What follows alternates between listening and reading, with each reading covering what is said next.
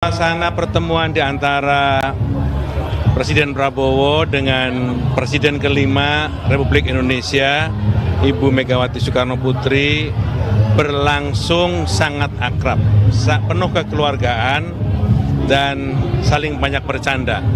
Di antara keduanya juga ada berbisik, yang saya terus terang belum tahu apa yang dibisikkan. Yang dibisikkan, kemudian ada tindak lanjutnya begitu Pak Muzani?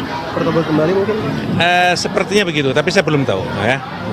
Tapi ini udah Kalau Mas Gibran tadi ngobrol nggak Mega? Iya, dia bercanda-canda juga, bercanda. Saudara, setelah sekian lama menanti, Prabowo Subianto dan Megawati Soekarno Putri kembali bertemu di hadapan publik. Apa saja yang diperbincangkan keduanya di tengah acara yang juga dihadiri Wakil Presiden Gibran Raka Buming Raka? Kita akan bahas bersama politisi Partai Gerindra, sudah ada Bung Hendar Samarantoko, serta Jubir PDI Perjuangan, sudah ada Bung Guntur Romli, dan juga Direktur Eksekutif Parameter Politik Indonesia, Mas Adi Prayitno. Selamat petang semuanya, terima kasih sudah menyediakan waktu di Kompas Petang. Selamat petang. Selamat petang. Selamat petang. Andri. Baik. Assalamualaikum. Saya ke Bung Guntur, Mas Adi. Ya, saya ke Bung Hendar Sam terlebih dahulu. Bung Hendar Sam, ini mau mengkonfirmasi aja nih, dalam peringatan Hari Lahir Pancasila ini Ibu Mega, Mas Wapres dan juga Presiden Prabowo hadir. Ini undangan dari Bu Mega selaku Ketua Dewan Pengarah Badan Pembinaan Ideologi Pancasila atau BPIP, atau sebaliknya memang pemerintah, dalam hal ini Presiden Prabowo yang mengundang? Ya, kedua hal tersebut tentunya kami anggap adalah dua hal yang patut kita klarifikasi kebenarannya. Sebagai Ketua Dewan Pengarah BPIP, tentunya secara formal Bu Mega pasti diundang untuk melakukan hal tersebut. Dan juga secara non formal sebagai seorang sahabat, ya kan, Pak Prabowo juga tentunya mengundang Bu Mega secara pribadi dan sebagai seorang sahabat. Dan dua elemen ini yang membuat kedatangan Bu Mega mungkin ini kita anggap sebagai sesuatu hal yang cukup istimewa. Nah, yang patut untuk saya garis bawahi bahwa pertemuan dan Bu Mega yang selama ini selalu menjadi topik kita bersama, kapan ketemu, kemarin sudah ketemu, kapan lagi mau ketemu, kapan lagi ketemu, yang artinya kita bisa simpulkan Bu Mega dan Pak Prabowo yang menyatukannya adalah Pancasila, yang menyatukannya adalah pada hari lahir Pancasila. Dan oleh karena itu ya ini menjadi angin sejuk bagi kita semua. Semoga kedepannya Indonesia akan tetap baik-baik saja, ya kan, persatuan Indonesia akan tetap kita rawat ke depannya. Seperti itu dia. Baik, saya ke Bung Guntur. Bung Guntur, kita tahu bahwa Pancasila identik dan juga selalu menyuarakan persatuan dan kebersamaan. Tapi yang menarik hari ini adalah keakraban antara Pak Prabowo dan juga Bu Mega. Ini keakraban seperti ini apa saja yang dibahas? Iya, terima kasih Mbak Ondri. Ya, saya ingin menekankan apa yang disampaikan oleh Bung Hendar Sam itu, bahwa yang mempertemukan antara Ibu Megawati dan Presiden Prabowo adalah Pancasila. Saya kira pertemuan hari ini juga sesuai dengan sila ketiga Pancasila, yaitu Persatuan Indonesia, di mana para elit, ya, partai politik ataupun juga tokoh negara dan juga tokoh-tokoh bangsa bertemu. Dan ini adalah momen penting pada tanggal 1 Juni, ini peringatan Hari Lahir Pancasila. Dan tentu saja Ibu Megawati sebagai Ketua Dewan Pengarah dari BPIP, dan ini terkait dengan momen kelahiran Pancasila, ataupun juga sebagai Presiden Indonesia yang kelima, kemudian juga Ketua Umum PDI Perjuangan yang memang konsisten memperjuangkan selama ini tentang lahirnya Pancasila pada tanggal 1 Juni. Ini adalah momen yang penting, ya, karena itu kehadiran Ibu Megawati memang menurut hemat kami ya untuk menegaskan pentingnya kita memperingati kelahiran Pancasila pada tanggal 1 Juni 1945 yang di situ disampaikan yang digali oleh Bung Karno ketika sidang BPUPKI pada saat itu, kemudian menjadi dasar negara kita. Jadi pertemuan ini merupakan pertemuan yang sangat penting. Karena momennya juga penting, kemudian juga tokoh-tokohnya yang bertemu juga menurut kami ya ini sesuai dengan sila ketiga Pancasila, yaitu Persatuan Indonesia. Oke, Mas Adi, apa yang bisa Anda maknai, yang juga bisa Anda baca dari momen keakraban antara Presiden Prabowo dan juga Presiden kelima RI Megawati Soekarno Putri, Mas Adi? Ya, saya kira memang ini menjadi satu penegas bahwa sebenarnya hubungan politik dan hubungan personal antara Prabowo Subianto dengan Megawati itu baik-baik saja. Sekalipun kedua tokoh ini dalam berbagai momen politik misalnya selalu berhadapan-hadapan, khususnya dalam Pilpres 2014, 2019, termasuk juga 2024. Ada yang kalah dan ada yang menang. Tapi nyatanya kedua sosok ini memang sangat kelihatan sekali secara gestur politik, tidak ada barrier dan tidak ada jarak apapun. Wajar kalau kemudian tadi misalnya kita mendengarkan pernyataan dari Sekjen Gerindra, bahwa keduanya itu saling melemparkan canda, bahkan secara terbuka misalnya Pak Prabowo itu berkelakar, Mbak Megawati itu semakin kurus, itu artinya dietnya sukses. Itu kan adalah bahasa-bahasa yang orang akrab yang sebenarnya tidak bisa dilakukan kalau memang hubungan kedua tokoh ini tidak baik-baik saja. Nah, bagi saya sebenarnya, Audrey, yang menarik dan ditunggu oleh publik yang paling banyak itu adalah ada tidak pembicaraan antara Ibu Megawati Soekarno Putri dengan Wakil Presiden Gibran dan Buming Raka. Itu yang paling banyak ditunggu dalam momen hari kelahiran Pancasila per hari ini. Kalau Prabowo dengan Megawati, ya saya kira sudah tidak ada bantahan apapun. Kedua tokoh ini sudah saling akrab dan sudah saling bersahabat. Bahkan momen dalam perayaan Hari Pancasila hari ini pun ketika ada Prabowo, ada Megawati, itu kan menegaskan sudah ada komunikasi yang sebenarnya menegaskan keduanya akan bertemu dalam momen yang formal ini. Bung Guntur, kalau kita tahu ya, keduanya itu berhadapan di muka publik secara resmi itu terakhir kali tahun 2019. Karena kalau yang Lebaran beberapa waktu lalu itu kan apa yang disampaikan di publik hanya dalam bentuk visual saja, tapi tidak secara resmi. Apa sih sebenarnya yang akan direncanakan? Apakah mungkin akan ada bentuk koalisi atau seperti apa? Bung Guntur. Ya, saya kira ini momen yang tepat untuk memunculkan kembali pertemuan antara Pak Prabowo dengan Ibu Megawati. Kalau dihalkan lebih ke pertemuan personal, Mbak ya. Sifatnya lebih ke keluargaan. Namun kalau sekarang kan momennya kan sangat penting bahwa itu untuk memperingati hari lahirnya Pancasila. Dan saya kira juga itu mengajak agar bangsa Indonesia semakin sadar ya terhadap falsafah, terhadap ideologi bangsa, dasar negara dan juga Pancasila, dan juga mengingatkan kembali kita kepada pidato Bung Karno pada tanggal 1 Juni 1945 terkait upaya untuk memerdekakan bangsa Indonesia, dan pidatonya itu sangat kaya ya. Dan saya kira Ibu Megawati secara sadar memilih momen ini untuk memunculkan ke publik ya pertemuan dengan Presiden Prabowo. Nah, kalau terkait dengan misalnya pertanyaan soal masalah politik atau masalah koalisi, menurut saya itu kan hal-hal yang permukaan. Ini kan kita bicara tentang politik kenegaraan, politik kebangsaan, bicara tentang dasar negara yang mempersatukan kita. Saya kira ini lebih penting ya, jauh lebih penting mengajak bangsa kita, mengajak masyarakat kita untuk kembali kepada pentingnya Pancasila itu sendiri, Mbak. Oke, Bung Guntur, tapi yang menarik dalam momen kali ini adalah bukan hanya pertemuan antara Bu Mega dan juga Pak Prabowo, tapi Bu Mega juga ketemu dengan Mas Gibran. Ini benar tidak ada momen saat Bu Mega bercanda dengan Mas Gibran saat menunggu di holding room? Kami belum mengetahui informasi itu, Mbak ya, karena kan juga apa yang kami saksikan juga sebatas apa yang divisualkan melalui rekaman video. Tapi menurut kami ya, posisinya Mas Gibran dalam pertemuan itu kan juga sesuai dengan protokoler kenegaraan ya. Kalau ada presiden, kemudian wakil presiden ya, kemudian juga ada presiden dan wakil presiden sebelumnya, dalam protokol kenegaraan yang resmi kan memang itu terjadi. Dan kami ya melihat dalam konteks seperti itu. Karena yang juga bisa dilihat bahwa yang juga ditunggu oleh publik kan pertemuan antara Ibu Megawati dengan Presiden Prabowo yang selama ini juga banyak dinanti-nanti kapan dimunculkan. Tepat sekali ketika Mbak Undri bilang bahwa kalau hari raya itu hanya pertemuan tertutup keluargaan. Nah, sekarang secara terbuka ini momen yang baik, hari lahir Pancasila, maka disitulah kedua tokoh ini memunculkan kebersamaan di tengah momen yang sangat penting ini. Begitu, Mbak.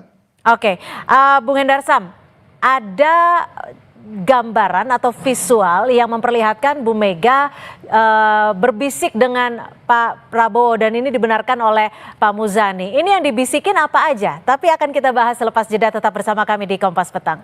Presiden Prabowo, Bu Megawati Soekarno Putri, dan Wakil Presiden Gibran Raka Buming Raka bertemu dalam suatu acara untuk memperingati hari lahir Pancasila. Kita masih mencoba untuk membaca dan juga memaknai bersama dengan narasumber kami pada sore hari ini. Saya akan kembali langsung bersama Bung Hendar Sam. Ini kalau peringatan hari ini dihadiri oleh Bu Mega selaku selaku Presiden kelima Republik Indonesia. Pak Jokowi diundang tidak? Ya, harusnya diundang. Secara protokoler pasti diundang ya, seluruh mantan presiden yang saat ini masih hidup pasti diundang. Tapi apakah kehadiran beliau itu sudah diwakilkan oleh Mas Gibran? Saya juga kurang begitu tahu persis. Tapi kan juga harus diketahui kan Pak SBY juga tidak hadir pada hari ini kalau saya tidak salah ya. Tapi beberapa menteri-menteri kabinet ya yang saat ini ikut pula hadir. Jadi itu bukan merupakan sesuatu isu sebenarnya, tapi ya setidaknya saya ulang kembali bahwa ada 3 tokoh, bahwa ada Pak Prabowo di situ, ada Bu Mega di situ, ada Mas Gibran di situ, bahwa mudah-mudahan Pak Prabowo bisa menjadi katalisator bagi para pihak dan teman-teman saudara-saudara kita, tokoh-tokoh bangsa yang saat ini mungkin ada beberapa hal isu-isu yang masih belum clear ya tentang masalah itu. Mudah-mudahan jadi Prabowo sebagai pemersatu dan katalisator dari para tokoh-tokoh bangsa ini ke depannya. Oke. Begitu. Bung Guntur, kalau kita lihat momen keakraban antara Pak Prabowo dan juga Bu Megawati, apakah momen keakraban ini bisa dijadikan suatu bentuk bahwa PDI Perjuangan yang saat ini masih konsisten dengan oposisi akan masuk ke dalam pemerintahan? Ya Mbak, terkait posisi politik PDI Perjuangan sampai sekarang kan masih berada di luar pemerintahan. Dan kalaupun ada perubahan, itu seperti disampaikan oleh beberapa tokoh dari PDI Perjuangan, biasanya itu diputuskan dalam kongres yang akan diselenggarakan pada tahun ini. Nah, kalau bagi kami, tadi saya tegaskan bahwa ketika pertemuan kenegaraan ini terjadi, ini kan terkait dengan hal yang sangat mendasar bagi bangsa ini, terkait dengan dasar negara, terkait dengan Pancasila. Kalau soal koalisi dan politik praktis itu kan hal yang permukaan. Karena pentingnya Mbak, lahirnya Pancasila ini kan kita nggak bisa memahami, menghayati Pancasila tanpa membaca pidato Bung Karno pada tanggal 1 Juni 1945. Betul. Bicara tentang toleransi beragama, bicara tentang kemanusiaan, bicara tentang nasionalisme yang tidak sempit ya, bicara tentang gotong royong. Jadi ini momen penting bahwa kita tidak hanya mau memahami Pancasila sebagai sila-sila yang sekarang sering dihafal dan dibaca, tapi mesti juga membaca pidato Bung Karno pada tanggal 1 Juni 1945. Bagaimana dari penggalian beliau, penghayatan beliau, pencarian beliau selama bertahun-tahun untuk mencari tentang dasar negara, tentang filosofi bangsa kita, itu juga secara gamblang, secara jelas disampaikan dalam pidato tersebut. Jadi momen ini kalau menurut kami Ibu Megawati itu ingin mengajak seluruh rakyat Indonesia untuk membaca kembali naskah pidato Bung Karno tanggal 1 Juni 1945. Itu pentingnya dari lahirnya Pancasila di situ, Mbak. Menurut saya itu. Mas Adi, kalau kita bicara soal oligarki versus demokrasi, apakah keakraban dari para elit ini bisa mencerminkan bahwa oposisi dijinakkan dalam tanda kutip untuk masuk ke pemerintahan? Ya, bagi saya sebenarnya kalau mau jujur, sekalipun posisi PDIP hari ini di luar kekuasaan, sebenarnya secara prinsip dalam praktek politiknya, PDIP itu tidak pernah berseberangan dengan pemerintah. Bahkan dalam banyak hal, PDIP itu memberikan dukungan secara total kepada kebijakan-kebijakan politik di era pemerintahan Pak Prabowo Subianto. Bisa kita cek satu persatu, misalnya soal kenaikan PPN yang 12%, PDIP mendukung. Soal program makan bergizi gratis, PDIP mendukung.